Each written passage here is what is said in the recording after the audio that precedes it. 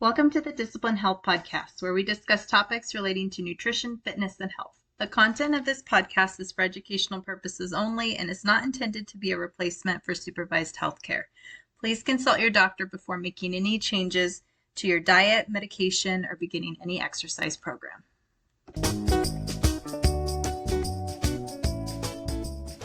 All right, guys, I'm going to start out by showing you this data. This is from the World Bank Group, and it is showing the worldwide fertility rate.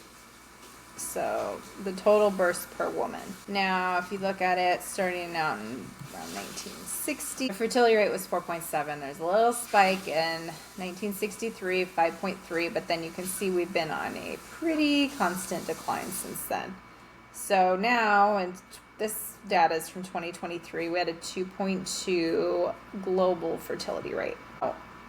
The fertility rate required to replace the population is 2.1. So on a global scale, we're right there. But if you look at the United States, this is what is really alarming. If you look at the United States data from 2023, we are at 1.6. So we are currently below the replacement level. Our fertility rate is currently below the replacement level. So we're in trouble, folks. This is not good. And obviously there's a number of factors that, can contribute to infertility in both male and females. But if you look at it, in today's podcast, I'm just going to zero in on endocrine disrupting chemicals. Because one, that's something that we are able to control, where some of these other factors of infertility may be way out of our control. But this is something that we can change and we can look out for and we can limit so that our bodies have a chance to be able to process the exposure to these chemicals and not have them impact our fertility. So, phthalates. So, what are phthalates? Phthalates are ubiquitous chemicals produced in high volumes. So, they're used as plasticizers in consumer products. Their widespread application and exposure have raised concerns about human health. It has shown that exposure to phthalates is associated with various disorders, but most significantly with reproductive disorders. There is a worldwide trend towards increasing reproductive disorders, such as hormone-dependent cancers, fertility. So one thing, now this data is a little bit different than what I've heard, but over the last 50 years, sperm count has decreased 50%. 50%! And that is not alarming. Like, have you heard of that before? Is that 50% decrease. You think the phthalates are a big contributor? Well, the phthalates are a big contributor, and that's what this research, basically the endocrine disrupting chemicals, because what endocrine disrupting chemicals do is they impact your hormones. They alter your hormones. So for you to get pregnant, for you to be able to carry a child, develop a healthy child, give birth to a healthy child, like hormones are essential. And they need to be in the right ratios, and so the Goldilocks zone is what I was going to say. Yeah, and our bodies are great at controlling that, except for the fact that we have gone so far in the direction of toxicity where have so many, it's coming from so many different directions that we're unaware of. I was unaware of this stuff, even being in the health industry. I mean, you see phthalate free, go with those. That's a one step in the right direction, is go with a product that says phthalate free, because that's another thing too, is the FDA has allowed companies to not directly list phthalates in the ingredients because it's considered an inactive product. Now, I've heard that it's 50% over the last 50 years, but this article says 32.5%, but still, that's a huge deal. That is a huge difference. And so one of the causes of current reproductive disorders could be environmental chemicals such as phthalates. It's essential to address the problem of an increase in fertility disorders. So the characteristics of the mechanisms of phthalates effects are essential to solve this growing problem. But unfortunately, there is just not a whole, there's more and more research is coming out about this, but in the past we just didn't have all this data to go off of. So I'll scroll down a little bit more. So this kind of just goes into kind of more of the technical stuff. But I know one of the really strong data that's coming out with phthalates is actually the impact it has on male reproductive fertility. So basically it's causing a huge problem with sperm counts. I think sperm quality and quantity. So girls, it's not quite as, I mean, they know it's causing a problem, but they just don't know how big of a problem in certain areas with infertility, but they do know it's a problem. And girls, I mean, girls have their phthalate exposure is significantly higher in men because of all the cosmetic stuff that we use. Let me show you this other one. Okay, so this article is the role of endocrine disruptors in female infertility. So according to the World Health Organization, infertility is a public health problem that affects around 48 million couples and 186 million individuals worldwide. Endocrine disruptors are one of the causes that raise more concern, given that it is a problem that has evolved with the progress of society. Many chemicals are used by the food industry, entering food chain and directly affecting human health. Endocrine disruptors have the capacity of interfering with the normal hormonal action, metabolism, and biosynthesis, which can lead to a variation of the normal hormonal homeostasis. Some of these endocrine disruptors are highly associated with diseases that are positively correlated with female infertility, such as polycystic ovary syndrome, endometriosis, irregular menstrual cycles, also disturbances on certain processes, and the development of ovarian follicles. See? So in this article, this just kind of shows like the sources of phthalates. So they're ubiquitous. They're everywhere. They've been considered a risk factor of infertility. Their presence in our everyday life has become ubiquitous because of their universal use in food and beverage containers. So all the packaging, really, I mean, cook from home. That is one way that you can avoid all of this. Buy whole food, cook from home.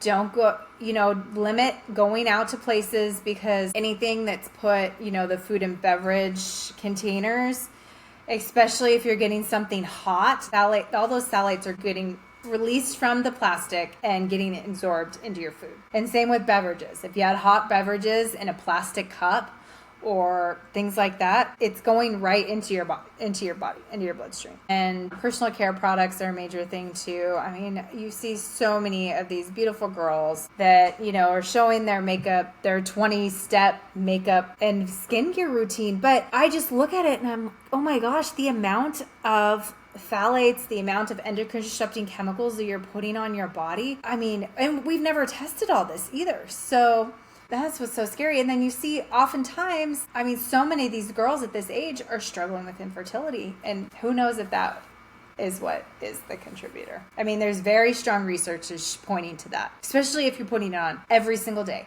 You're putting it on in the morning.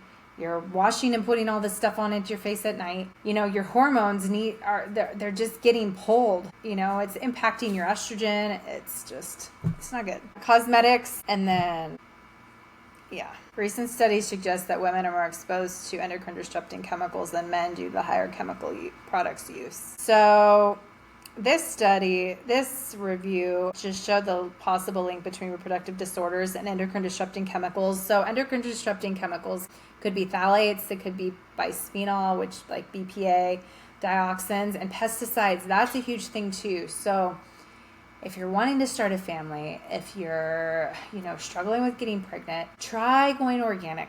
Try and clean up your diet as best as you can. Try and, just minimize your stress as best as you can. All this stuff is gonna increase your chances of getting pregnant. So in women, the loss of endocrine balance leads to altered, oocyte maturation, competency, ovulation, which is when you don't ovulate, and uterine disorders, endometriosis, premature ovarian insufficiency. So I think that's when you prematurely lose your ability to get pregnant, or embryonic defect and decreases in the in vitro fertilization outcomes. So once again, if you're going for a fertility treatment, try and cut all this stuff out. Just go to more natural products. Look for products that say phthalate free. Look for things that say BPA free. Cook from home. Use glass. Fragrances. That's a huge thing too. So, and we haven't even gotten into that. That's a different tangent. Focusing on phthalates right now, but everything in your environment, which is good because you can inch it a little bit here and there. Yeah. Let me show you this screen. This one's interesting because this one kind of talks about a different aspect of how endocrine disrupting chemicals, how phthalates are impacting like young kids. So phthalate exposure can cause precocious puberty in girls, acting like obesogen. So many.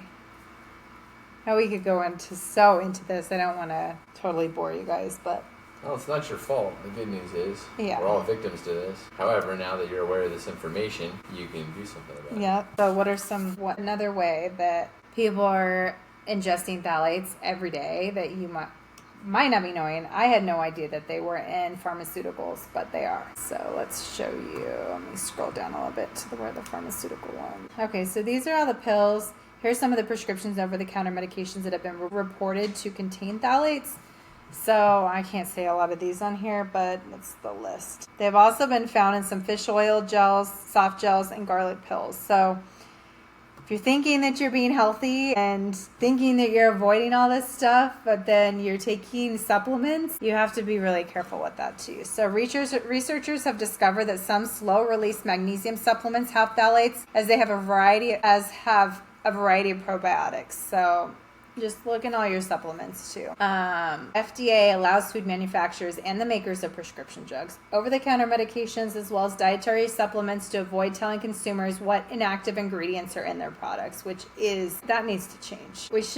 Here are some ways that you can easily identify any phthalates in your vitamins, fish oil, or other dietary supplements. There's like those list of abbreviations. So DEHP, DPB, DEP, DMP, HMP, PVAP, CAP, and PET all suggest phthalates. I have no idea. I've never heard of those abbreviations before. But if you're taking some supplements, if you're taking probiotics or fish oils or slow-release magnesium supplements, and just look on the back and see if you have any of that. And then if so, I would consider switching to a different product. So that's how you're getting it into. All right, so let's see. So yeah, I know I was talking to you before about phthalates are not bound to soft plastics, meaning that in tubing, especially warm tubing, allows phthalates to move with it through the tubes. So another thing too I wouldn't really, and this is not really, I guess, anything that we might, directly, unless you know your farmer, is if you milk a cow by hand, there's no phthalates in the milk, but if you milk a cow with a milking machine, there's phthalates in the milk. The phthalates are just going right in. And then you store it in a plastic container. Yeah. And then there you go. So these are little tiny winds you can fight back and change. So here are some other things. Primarily food packaging. So don't cook food in plastic in the microwave ever. I wouldn't suggest using a microwave at all. We haven't used a microwave in I don't even know how many years, 15. I don't miss it at all. If you live in a hot environment, don't leave plastic water bottles in your car. Yeah. Try not to drink out of plastic at all, because even if you live in a cold environment, it may have traveled a long ways on a truck without limit your plastic use. air conditioning. And like I said, try and limit your eating out, because all those containers that they put your hot food in it's going right into that. So another reason, it's in a lot of cosmetics or like personal care products, is that phthalates increase the absorption, hold things more. So I think with hairspray, they hold color and scents.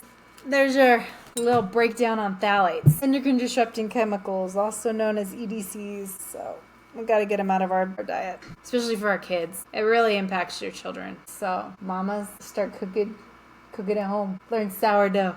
Yeah, I wonder if there's a correlation between when plastic became Fertility, prevalent and fertility. True. I'll have to look. I was told that plastic was just the greatest invention of all time. Well, yeah, there was an article too. What was it? I'm going to see if I can find it. I think I wrote it down. Oh, it was an old article but it says plastic's an important part of your diet. That was an article that was back in. So just like smoking, right? Like smoking was considered safe. But our oceans are filled with it. Our environments are filled with it. At one time, if you use the analogy that we're the fish tank, we had a clean fish tank. Now the fish tank is polluted and getting more polluted by the day. You can't escape the fish tank, but there's things you can do in your little area of the fish tank to make things a little bit better. And it may be just enough to be the difference to not be the straw that So once again, it's just going back to a more traditional way of living, how our ancestors used to live, cooking with whole foods, cooking with, stainless steel, cooking with cast iron, cooking with, right? Not using plastic, just going back to a more natural way of living. And limiting your personal care products. And limiting the scents that you're using, limiting your artificial fragrances, because those they use phthalates in those to make the scent hold, make it thereby in the armpit with all the lymph nodes. Is that what that is? Yeah. And then obviously you got metals, and that different topic, but all the contaminants, let's just call them, that didn't exist in the human environment before, that are now here. And since they're here, you can see a direct correlation between health diminishing and its So phthalates and phthalate metabolites have been detected in most bodily fluids, including serum, urine, breast milk, and semen. Phthalate toxicity is the most closely tied to developmental dysfunction of the endocrine and reproductive systems. However, multiple other organ systems are affected. So really, I would love for phthalates to not be in our environment, but unfortunately I don't know that that's possible at this point. You can't even go swim in the ocean without. Yeah, I know. So what can we do about it? We can clean our bodies up to be able to get rid of what we are exposed to. The good thing I think that the phthalate half-life, I'm pretty sure it's not very long, which if it's in almost everybody's system, that means we're getting exposed to it all the time. They have a short half-life of less than 5 hours. Yeah, so once phthalates are in your system, it's gone within 5 hours. If your body is able to get rid of it and detoxify it and break it down. So that's good. But their widespread presence likely indicates continuous exposure rather than long-term accumulation in the body. So we just have to get out of our environment. The plastic toys, the plastic toothbrush. Everything is plastic. So it's going to be a process, but like I said, you're wanting to start a family and you're struggling with the debilitating problem of infertility. Just start here. Look at your personal care products, girls. Look at the shampoo, the conditioner that you're using, the hairspray that you're using, the sunscreen that you're using, deodorant, like you were saying. And just slowly start to switch to using more natural products. Now, look, I can tell you firsthand experience that I have struggled big time trying to find natural products that worked to my liking. I've got some that I've found that are cleaner. Anyway, I hope this helps. Like I said, this has been something that's been on my heart for a long time to kind of research and get out. I feel like, I don't know, for whatever reason, it's just been something that I feel a lot of people don't know about. So you start the conversation. Start to share. Hi guys, thanks for listening. If you'd like to know more about any of our coaching programs, visit us at disciplinehealth.life.